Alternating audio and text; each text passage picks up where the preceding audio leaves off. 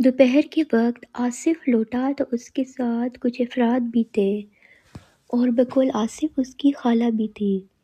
انہوں نے آصف اور معراج کو اکٹھے بٹھا کر نکاح کی تقریب کرنے کے انداز میں کچھ باتیں کی، ایک صاف کاغذ پر انگوٹھے لگوائے اور چلے گئے۔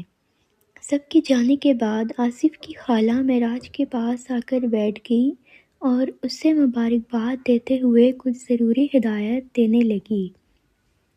معراج کو ان کی باتیں عجیب اور بری لگ رہی تھی، تاہم ان کی باتیں سنتی رہی۔ سب لوگ حویلی سے چلے گئے تھے اور معراج دل ہی دل میں بہت خوش تھی۔ وہ جیسا چاہتی تھی ویسا ہو رہا تھا۔ اب وہ آصف کی ہو چکی تھی اور انہیں کوئی ایک دوسرے سے جدا نہیں کر سکتا تھا۔ معراج نے آصف کے پاس بیٹھے ہوئے پہلی بار اس کے ہاتھوں کو چھوا تھا۔ وہ اس کی گود میں سر رکھ کر سونے کے لیے بیتاب تھی۔ کچھ دیر باتیں کرنے کے بعد آصف کسی ضروری کام کا کہہ کر چلا گیا اور کافی دیر بعد اس کی واپسی ہوئی۔ معراج کو فکر سی لگی ہوئی تھی کہ آخر آصف اسے کیوں نہیں بتاتا کہ وہ کہاں چلا جاتا ہے۔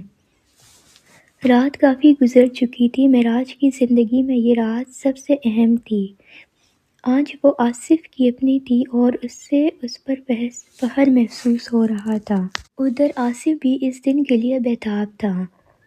آصف اور معراج دو سے ایک ہو گئے تھے۔ صبح آصف نے معراج کو اٹھایا اور فوری تیار ہونے کے آنے کو کہا۔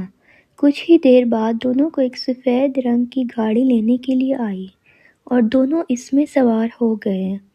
معراج نے پوچھا بھی کہ وہ کہاں جا رہے، مگر آصف نے کچھ بتانے کی بجائے خاموشی اختیار کر لی۔ معراج کے بار بار اصرار پر آصف نے اتنا کہا کہ اب ہماری رہائش ایک دوسری جگہ پر ہوگی۔ معراج کو حیرت ہوئی مگر وہ خاموش ہو گئی۔ گاڑی ایک فلیٹ نما بلڈنگ کے پاس رک گئی۔ آصف نے سامان اٹھایا اور معراج کو ساتھ لے کر بلڈنگ کی تنگ سیڑھیاں چڑھتا ہوا ایک چھوٹے سے 2 کمروں کے فلیٹ کا دروازہ کھول کر اندر داخل ہو گیا۔ بلڈنگ کے تمام فلیٹ میں لوگ رہائش پذیر تھے۔ فلیٹ اگرچہ تنگ تھا مگر لوگوں کو دیکھ کر معراج کو اچھا لگا کہ اب اس کو اکیلے رہنے والا عذاب نہیں سہنا پڑے گا۔ معراج اور آصف ایک دوسرے کو سمجھنے کی کوشش کر رہے تھے مگر ہر بار معراج کو ایسا لگتا تھا جیسے آصف اسے سمجھنا ہی نہیں چاہتا، مگر وہ اسے اپنا وہم تصور کر کے خیال جھٹک دیتی تھی۔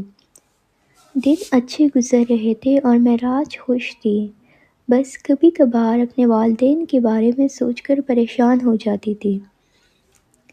2 ماہ کا مختصر عرصہ بیت گیا۔ ایک دن آصف نے معراج کو کہیں جانے کے لیے تیار کیا اور ایک گاڑی میں بٹھا کر نکل پڑا۔ سفر کافی طویل تھا۔ معراج نے حیرت سے آصف سے پوچھا کہ ہم کہاں جا رہے ہیں، مگر آصف نے صرف اتنا کہا جہاں سے آئے تھے۔ اس کے لہجے میں تلخی تھی۔ معراج کو آصف کا لہجہ اجنبی لگا۔ رات کا اندھیرا جانے لگا۔ جب ڈرائیور نے گاڑی سڑک کے کنارے لگائی، آصف نے معراج کو اترنے کا کہا تو معراج کو حیرت ہوئی کہ اس اندھیرے میں اور یوں اکیلی سڑک پر کیوں اترنے کا کہہ رہا ہے، مگر آصف کے بار بار کہنے پر آخر وہ نیچے اتر آئی۔ باہر اندھیروں میں ہرے بھرے لہلہاتے کھیت عجیب منظر پیش کر رہے تھے۔ معراج کو وہاں کا ماحول مانوس سا لگ رہا تھا۔ آصف نے معراج کو ساتھ لیا اور پیدل چلنا شروع کر دیا۔ معراج کو حیرت ہو رہی تھی کہ آخر آصف کو ہو کیا گیا ہے۔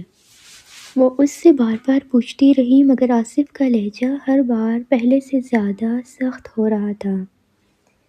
آخر معراج نے رک کر آصف سے 2 ٹاک بات کرنا چاہی۔ آخر وہ اسے کہاں لے کے جا رہا ہے؟ تو آصف نے سخت غصے میں جواب دیا کہ وہ اس کے گھر چھوڑنے جا رہا ہے۔ معراج کی آنکھیں پٹی کی پٹی رہ گئی۔ انتہائی غیر متوقع جواب سن کر اس کا گلا خشک ہونے لگا۔ اسے اپنے کانوں پر یقین نہیں آ رہا تھا کہ یہ سب آصف نے کہا ہے۔ وہ تو سوچ بھی نہیں سکتی تھی کہ جس آصف کے لیے اس نے اس قدر قربانیاں دی ہے آج ویسا بھی کر سکتا ہے۔ اس نے انتہائی بیٹھتے ہوئے لہجے میں صرف اتنا پوچھا، کیوں؟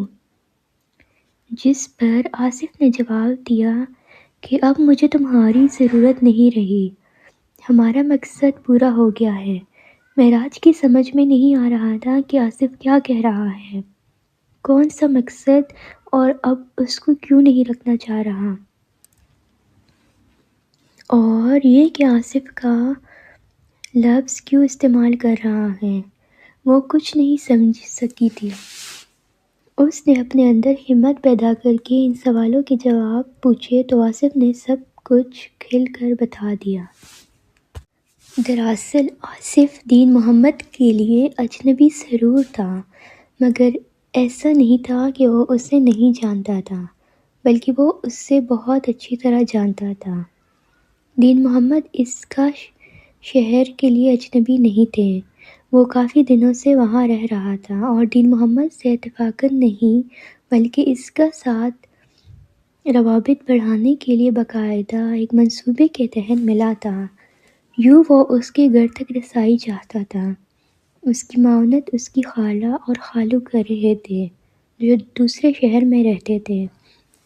دین محمد سے دوستی، اس کے گھر تک رسائی اور گھر میں پہنچ کر اعتماد حاصل کر کے معراج کے ساتھ محبت کے پنگے بڑھانا، یہ سب ایک سوچے سمجھے منصوبے کے تحت ہوا تھا۔ آصف کی خالہ جس کا نام نورہ تھا اور اس کا خاوند فضل یہ سب کچھ کروا رہے تھے۔ وہ دراصل اپنی بیٹی کا بدلہ معراج سے لینا چاہتے تھے۔ معراج کا بڑا بھائی شاکر نورہ کے گھر کے پاس ایک کارخانے میں کام کرتا تھا۔ اس کا گزر روزانہ نورہ کے گھر کے سامنے سے ہوتا تھا۔ شاکر شکل و صورت میں کافی اچھا دکھتا تھا۔ نورہ کی ایک نوجوان بیٹی ریشمہ اس کو روز دیکھتی تھی۔ یوں دن گزرتے گئے اور ریشمہ کا شاکر کو دیکھنا بھی چلتا رہا۔ ریشمہ کو شاکر اچھا لگنے لگا۔ ریشمہ، اس کا باپ فضل بھی اس کارخانے میں کام کرتا۔ وہ اپنے ابا کو کھانا دینے جاتی تو شاکر کہیں نہ کہیں کام کرتا نظر آتا۔ آہستہ آہستہ ریشمہ کو شاکر سے محبت ہونے لگی۔ ایک دن جب ریشمہ نے شاکر سے اپنی محبت کا اظہار کر دیا تو شاکر نے بھی خاموشی اختیار کر کے ہلکی سی ہاں کر دی تھی۔ یہ خاموش محبت وقت کے ساتھ مضبوط محبت میں بدل گئی۔ شاکر کارخانے کو خیرآباد کہہ دیا تو ریشمہ نے اپنی بڑی بہن کے ذریعے گھر والوں سے شاکر سے رشتے کی بات کی، مگر اس کے گھر والوں نے صاف انکار کر دیا کہ وہ کسی اجنبی سے اس کی شادی ہرگز نہیں کر سکتے۔ شاکر کو یہ بات بہت بری لگی، تاہم اس نے کسی پر ظاہر نہیں ہونے دی۔ شاکر ہمیشہ کے لیے وہاں سے چلا آیا، مگر دونوں کا موبائل پر رابطہ برقرار رہا۔ آخر ریشمہ اور شاکر نے محبت کے ریت برقرار رکھنے کے لیے وہ فیصلہ کیا جو بعد میں معراج نے بھی کیا تھا۔ جب نورہ کو اس بات کا علم ہوا کہ ریشمہ کو بھگا کر لے جانے والا شاکر ہے تو اس نے بدلے کی آگ میں جلنا شروع کر دیا۔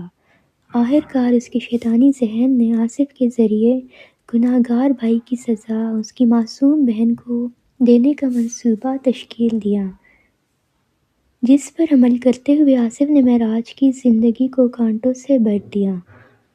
اب معراج سب جان چکی تھی اور آصف کا چہرہ بھی دیکھنا چاہتی تھی۔ اتنے میں آصف نے اس پر ایک اور وار کیا جسے سن کر وہ زمین میں گڑ گئی۔ اس کا دل چاہ رہا تھا کہ وہ یہ سننے سے پہلے مر گئی ہوتی۔ اسے اپنے وجود سے نفرت ہونے لگی تھی۔ اس کا دل چاہ رہا تھا کہ وہ آصف کا گلا دبا دے۔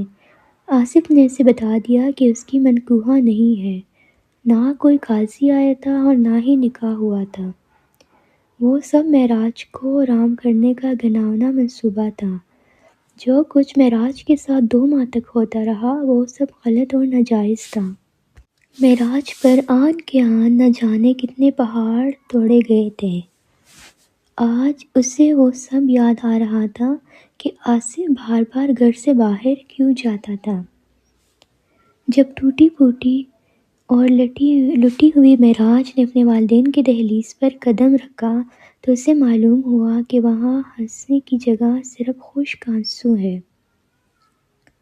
اسے اپنا گھر اجنبی لگ رہا تھا۔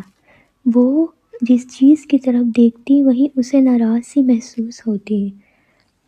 اماں کو دیکھ کر معراج زوردار قطار روتے ہوئے ان سے لپٹ گئی۔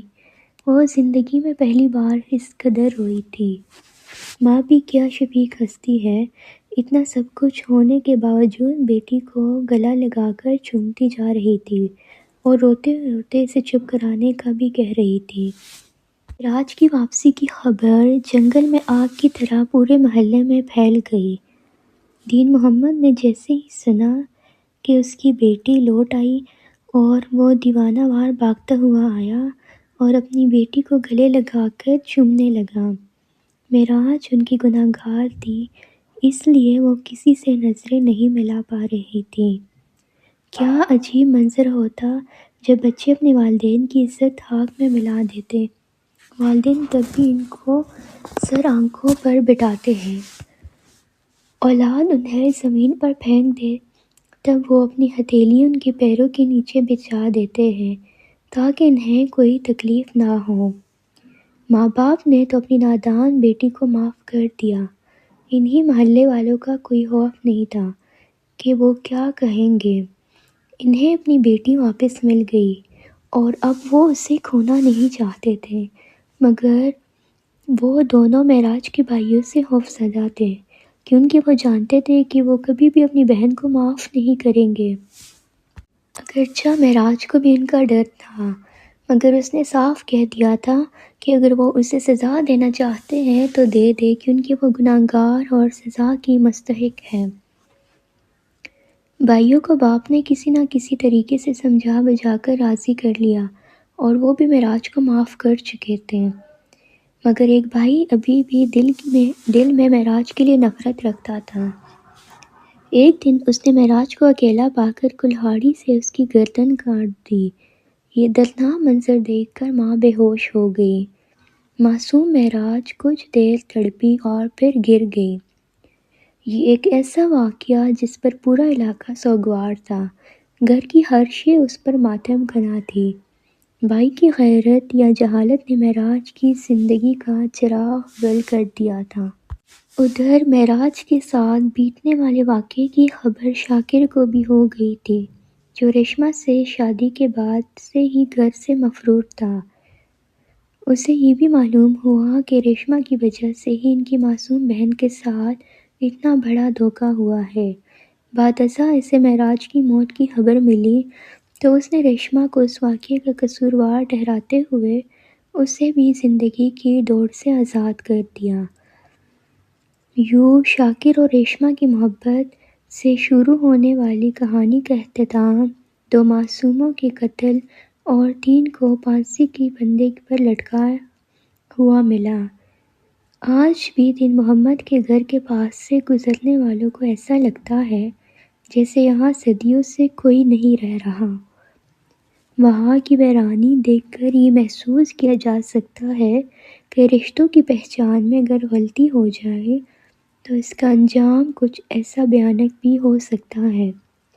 دین محمد آج بھی ہر بیٹی میں اپنا معراج ڈھونڈتا رہتا ہے۔ آپ کو کیسی لگی آج کی کہانی؟ کمنٹ میں ضرور بتائیے۔